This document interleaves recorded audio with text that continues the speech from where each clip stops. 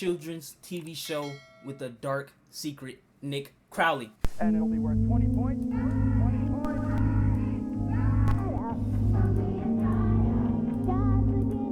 No doubt. What's your favorite kids TV show growing up? In the country, right, Ron?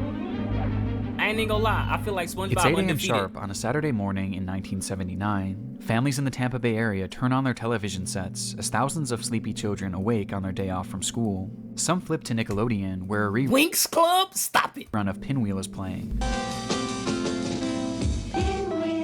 Some flip to ABC, where they would catch the final episode of a short-lived TV series called Fangface. Regular show was valid. However, that morning, others would opt for a more Adventure virtuous Time? wake-up call, flipping the station instead to channel 22, or the Christian Television Network, where a new show was opening the day's slate. What the Called Did he just say Channel 22? The show Joy Junction quickly found its place in the hearts of viewers, with kids immediately connecting with the quirky characters and silly games. Their Christian parents, too, found solace in the show's themes and non-offensive stories, creating a program that could be experienced together as a whole family. From that day on, families all across Florida and eventually across the entire United States came to enjoy the program, which continued on for a run of over 20 long years, until one Saturday morning at 8 a.m. sharp, when, without explanation, the show came to an unceremonious end and was never broadcast again. 20 years though? That's valid. How many years SpongeBob been Today, on? the show and all official records of it have been scrubbed from the internet, with the companies behind its creation and the networks that aired it acting as if it never even existed, some allegedly going as far as to destroy any remaining copies, thanks solely to the heinous events that transpired during and after its television run. Nah, just even the atmosphere of how this shit looks. This looked like they had some creepy shit going. This is the story of Joy Junction, the children's TV show with an unimaginably dark secret. Nah, he looked like he seen some. Look at that boy eyes. His eyes are so soulless. Shout out to Nick Come Crowley. and join us for a half hour of fun and games at Joy Junction. Now here's Sheriff Don. Thank you, and welcome to this fun little town of Joy Junction. He got them Jeffrey Dahmer glasses Joy Junction on. was both the name of the show and the name of the fictional town in which it was focused. A town where numerous characters converged to tell stories, play games, and answer questions, all of which pertaining to Christianity. Each episode followed the same basic structure. They were 30 minutes long and would tackle one general lesson taught in the Bible and tell it through an acted-out story. This was then interspersed with What the fuck? Is that a random ass fish? one general lesson taught in the Bible. Man, what this show got going? They got a dummy with sideburns and just a big ass fish? And tell it through an acted-out story. This was then interspersed with various games and audience participation, as the show heavily leaned on including its young fan base and immersing them in the world of Joy Junction. They even had a live studio audience for every episode, comprised of kids ages 3 to 13, with the participants and crowd genuinely seeming excited to be there, which was largely due to its lovable cast of characters. The most prevalent of these was Sheriff Don, who was actually played by the creator of the show itself, Don McAllister. And the whole gang is here, so we're going to have a... No. Y'all remember that game we played? The Ride with Strangers game? He looked just like that priest. On me. Good time today. Glad you could join us for the next 30 minutes. He guided the show from segment to segment and often focused on the Bible while driving home the episode's central theme, while also being the one who most often interacted with the children who participated in the show. Then there was Forrest Padley, a soft-spoken professor who, ironically, often had lessons taught to him due to his obvious clueless nature. Your bubble. He'll even help. God damn. Look at his fucking cranium. Yo, this shit like a highway. You did wrong. Well, I'm not a pope, but how about he'll even help when you're in trouble? Hey, Sheriff Don. Is that a You're wig? boy, too. And of course, the fan favorite, Whittler Dan, a caricature of a southern farmer known as the goofy storyteller of the group. Good, yeah. Oh, hi. I'm just sitting here reading some of the mail from Joy Junction and some of the jokes in here. Would you like me to read some more? Oh, okay. That's good, yeah. Hell no. Oh, you want me to read it to you? But of all the characters to come from Joy Junction, there was one, or two, who were by far the most popular, yet polarizing. This some shit they used to watch on that Fatback TV. Ron and Marty. Played by professional ventriloquist Ronald Williams, Ron and Marty were far and away the most memorable characters for Man, hell No. I feel like shit like that got evil spirits attached to it. Hell no. For those who watched the show, and for obvious reasons too, many children watching at home found the duo and Marty specifically to be off-putting, even horrifying, with some claiming that the doll gave them nightmares and was just too creepy to look at, causing many to stop watching the show altogether. But despite this, others found the duo to be hilarious and entertaining, tuning in week after week just to see them perform. For the viewers, it was a love or hate relationship with Ron and Marty. But even so, it was impossible to dismiss their impact on the show. They appear in every single episode that we have available today, and they were often tasked with teaching the children some of the series' most important lessons. Lessons like not to cuss. It seems like I'm hearing a lot of swear words. All the kids are using swear words these days.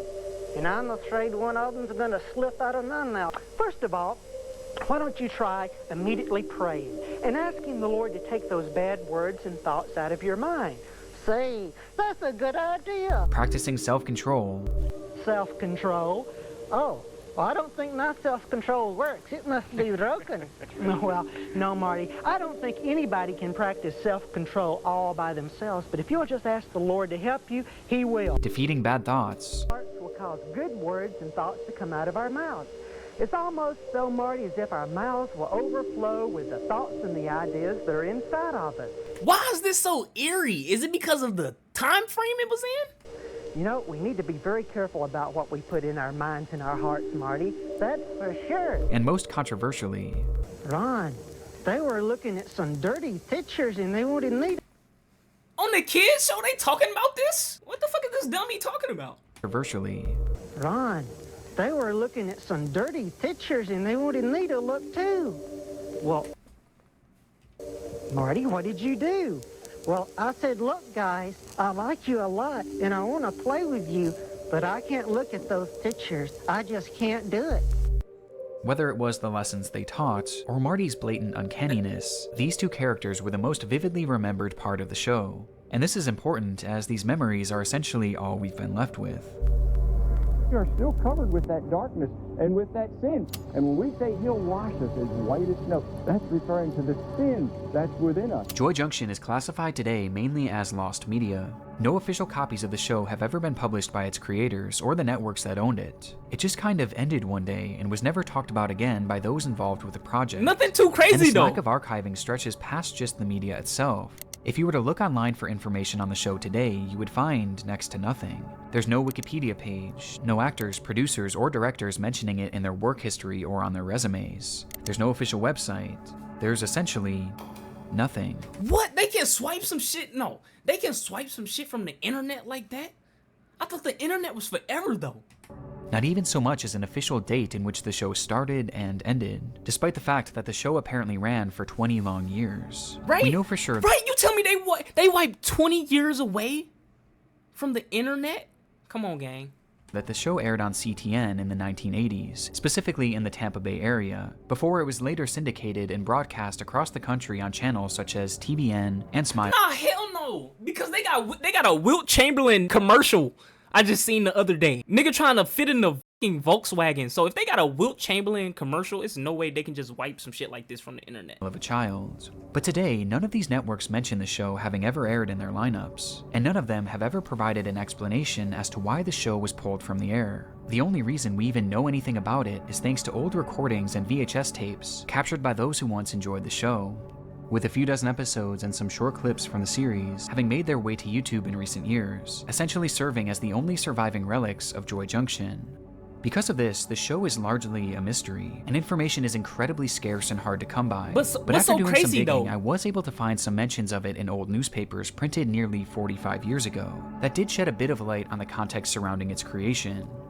The first mention of Joy Junction came in 1978 within the Evening Independent, though at this point it was not even a television show yet. Instead, advertisements were placed in the paper weekly for the What the f is this little bro? This like 7 years old. Instead, advertisements were placed No, this nigga drinking lean. Cause why is it purple? He drinking that lean. He drinking lean. What the f they got going on? in the paper weekly for the Faith Community Church in Largo, Texas.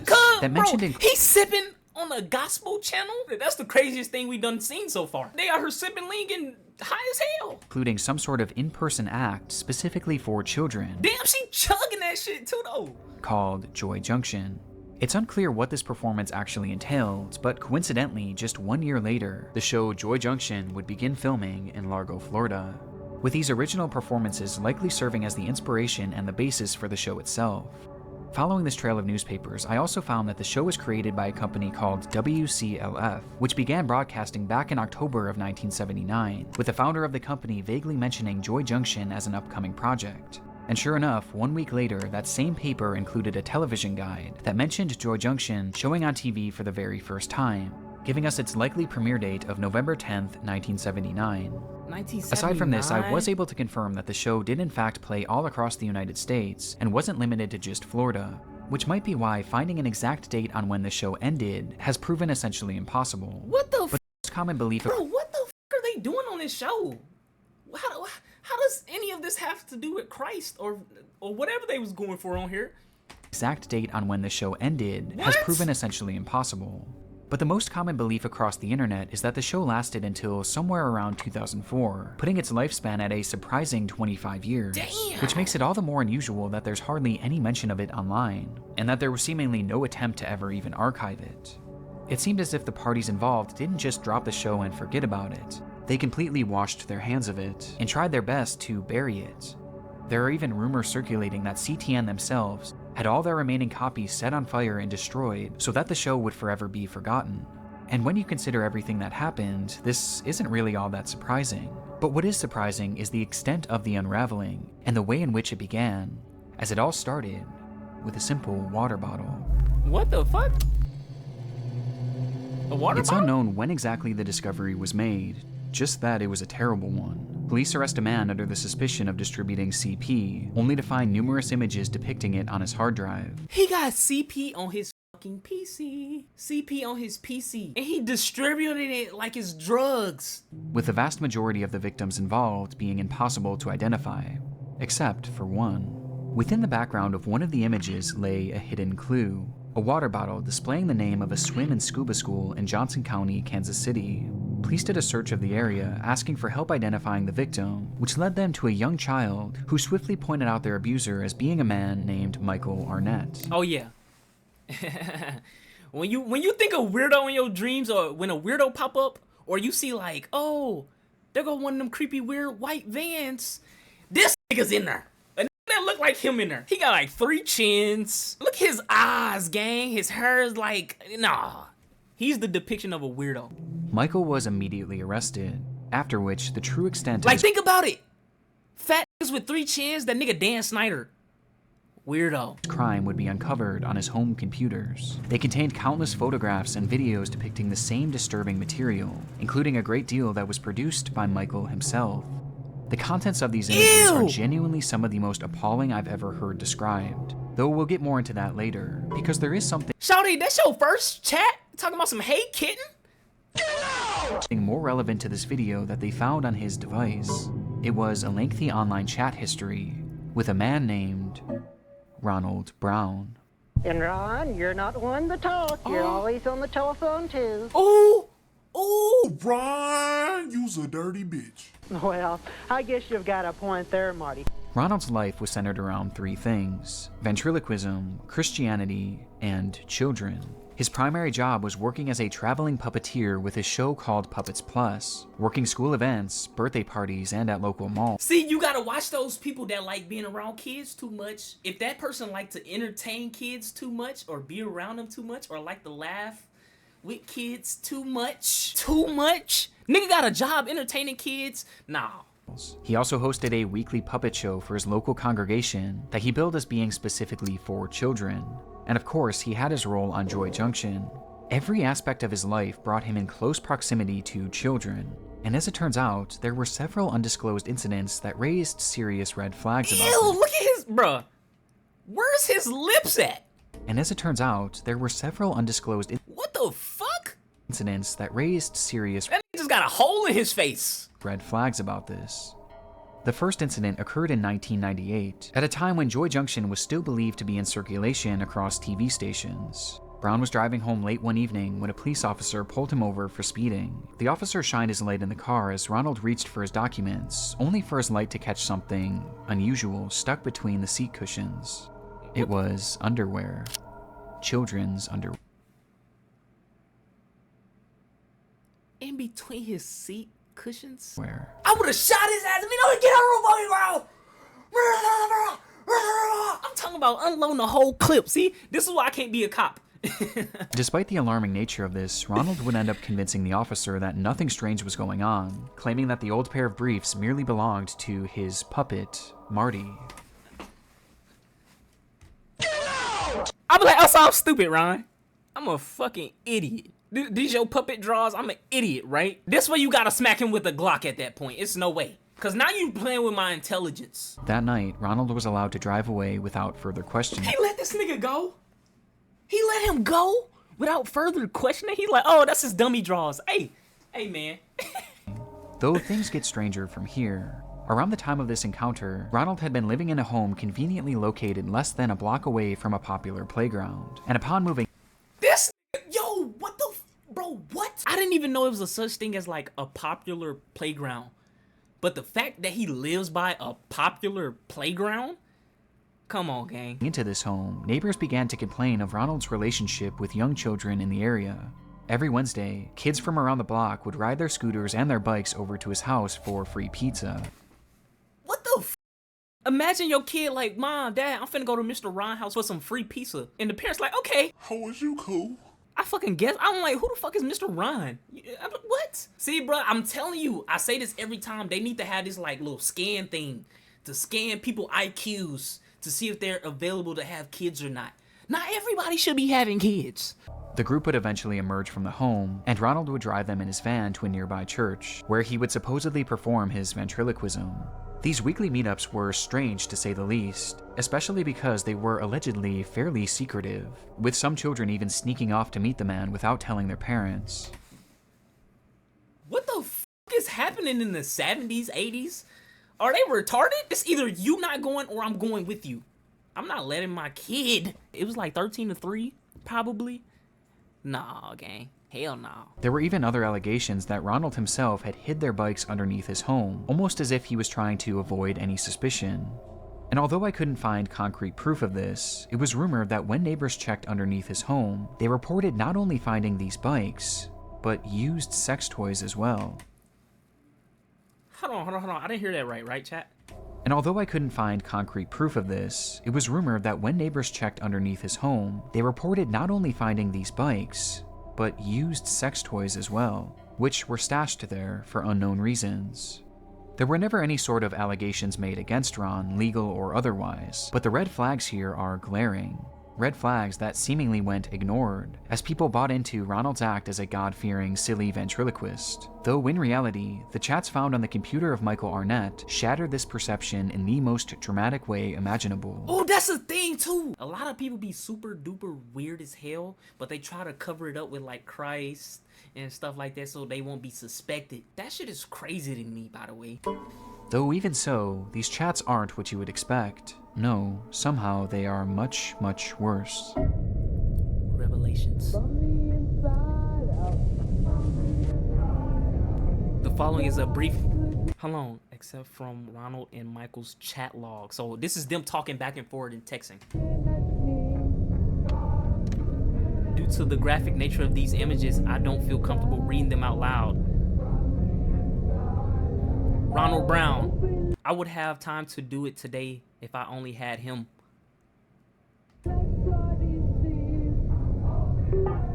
Yeah, Michael.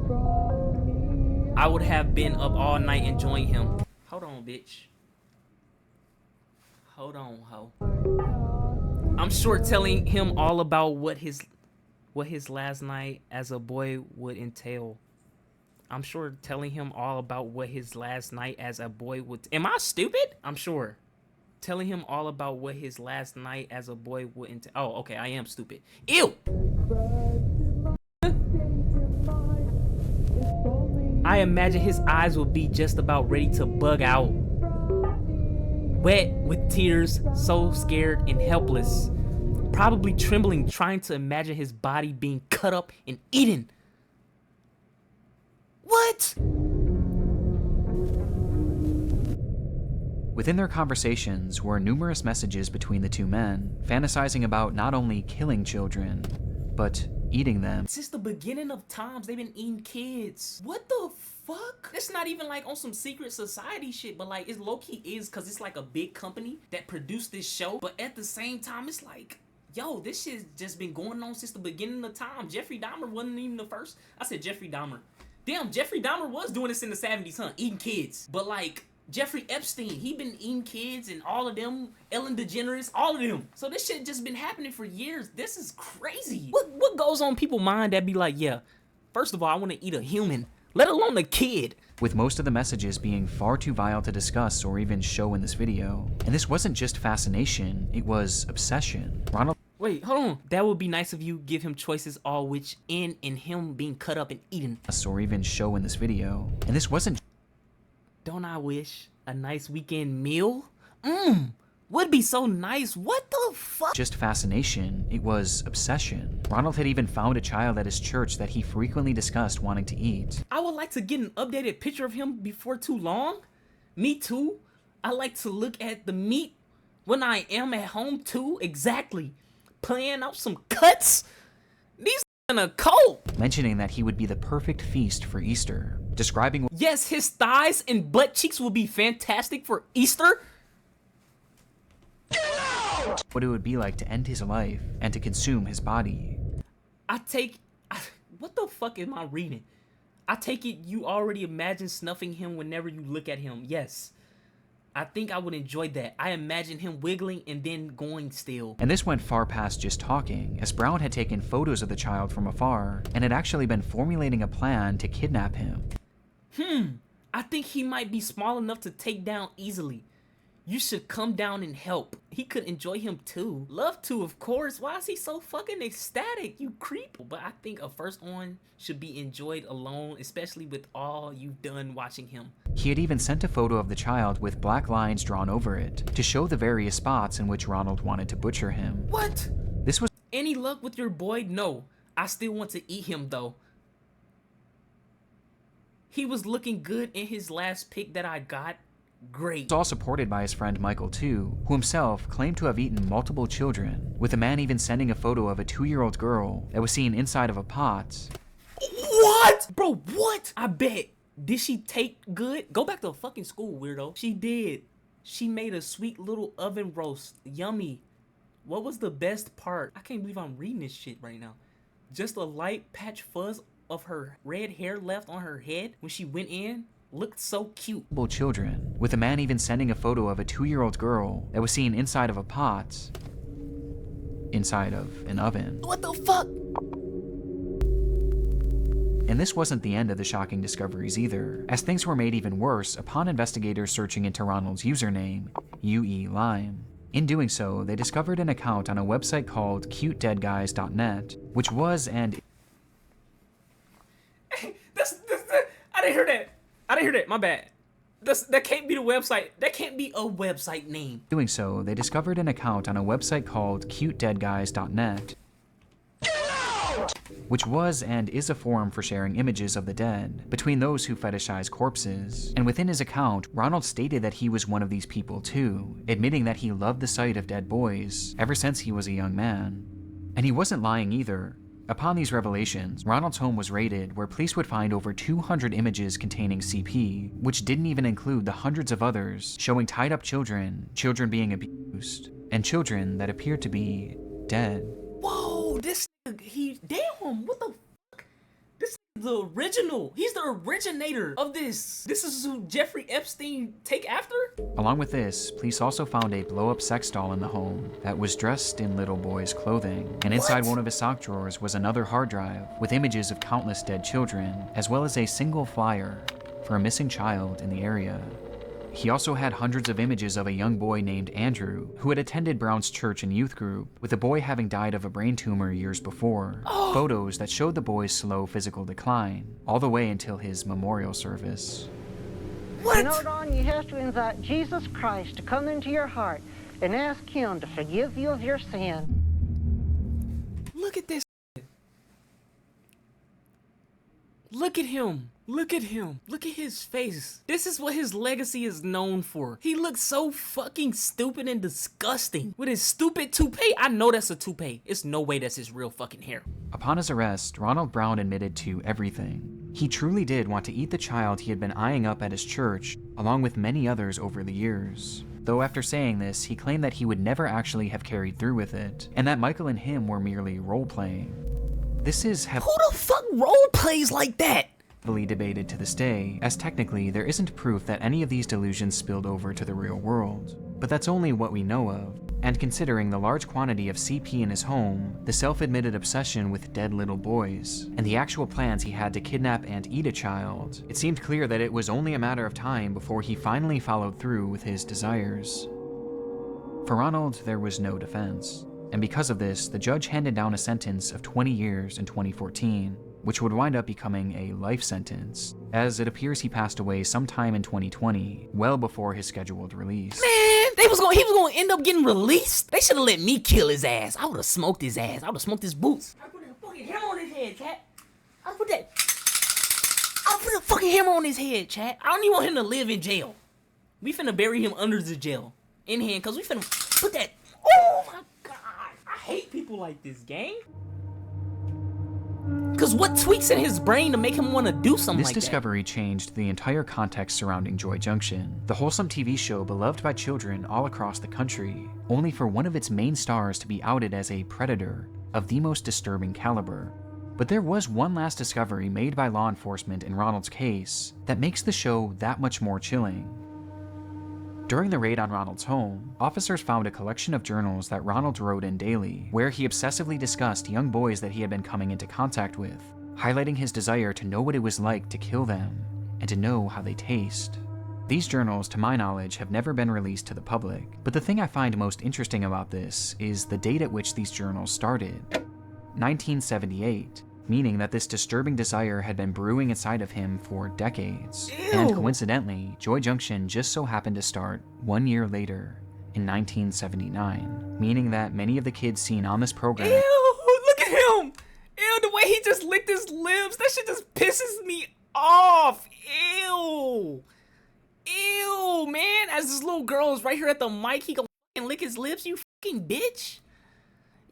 Fucking creep. Look at this cunt. Oh my god, I want to punch him in his fucking face. Anybody that look like him, I'm judging you. They be like, don't judge a book by its cover. Nah, nigga, I'm judging you, gang. in 1979, meaning that many of the kids Look at him!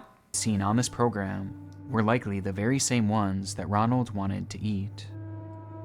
Given this context, it's no wonder why all parties involved with Joy Junction cut ties with it completely. It just changes the entire feeling of the show.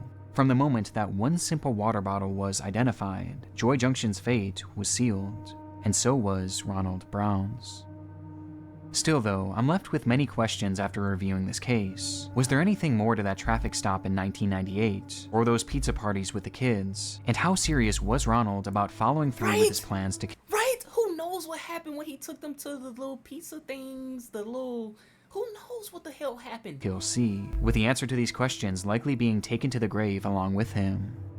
But what I find so fascinating about this case is that the fallout of the raid on Michael Arnett's home is still being felt to this very day. Honest devices weren't just chats from Ronald Brown. In fact, there were hundreds of other predators, with officers going on to arrest many of them, some of whom are still in the process And they all just fat, nasty bastards, gang. What the of being tried and sentenced. And when reading into some of these other cases involving Michael, it's evident just how serious these people were about— Oh no, he just looked weird. I would have suspected him anyway. Just look at him. Look at his whole just little structure. their dark cravings. One of these men was even recently caught having built an entire bunker equipped with torture tools in preparation. What the fuck? This is the Iron Man of Predators. He built a bunker? He tripping. One of these men was even recently caught having built an entire bunker equipped with torture tools in preparation for his first victim, which he planned to share with Michael. He On the top of Tony all the Stark of CP weirdos. distribution, these fantasies about killing children weren't just roleplay. These were very real thoughts and very real plans. But the one small bright spot of this case is that the 2-year-old girl that Michael had photographed in his oven, thankfully, was found alive and well. What? And he too never got to carry through with eating a child, at least that we know. but his physical abuse against them was in fact very real, and as were his desires that him and Ronald likely would have acted on had this entire ring never been exposed. How did she survive? I'm glad she When it was did, but whoa. conceived, Joy Junction was meant to teach children morals, right from wrong. But ironically, many of these lessons just so happened to be taught by a man who was actively engaging in the very behaviors that were condemned by Joy Junction. Ron, they were looking at some dirty pictures and they wanted me to look too. As your companions, you should have friends who have pure and clean thoughts and will only give you good ideas. With his actions Nah, that nigga is a hypocrite of hell. forever tainting the show and condemning it to a lifetime of obscurity, remembered only for the man and his puppet who brought the whole thing down. As a matter of fact, there's something I want to share right now. Really? That's right. Don't go away, kids. Joy Junction is coming right back. What the fuck? Nick Crowley, I don't even know how you be finding this shit, gang. But shout out to you. What the hell was this?